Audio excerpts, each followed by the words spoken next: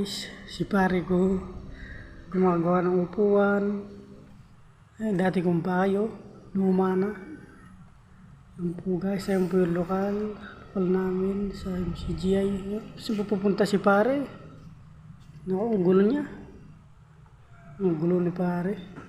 Yung pala si pare kong Joel. Talaga ko rin kaibigan yun. Ay, sobra tagang inip dito sa kalangitan na to. Wala kang magagawa. Kaya ganyan talaga. Yung guys, puro lang ganyan. Wala tayong magawa. Yung guys, ay nako, nakakainip. Kasi naglalakad na yan. Oo. Ako. Parang Joel talaga to. Saan na kaya pupunta to? Saan kaya pupunta? Ayun ako. Yun po guys, oh.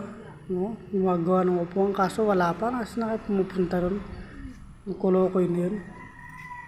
No? Saan kaya pumupunta to?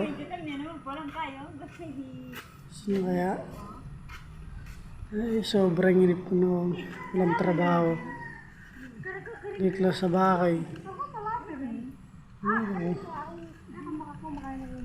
Yun po pala guys, sobrang inip ko.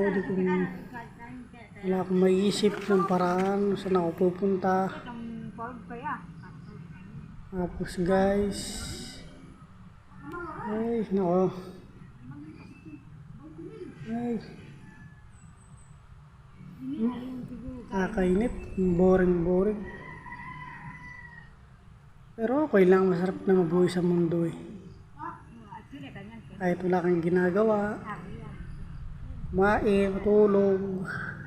Tulog po guys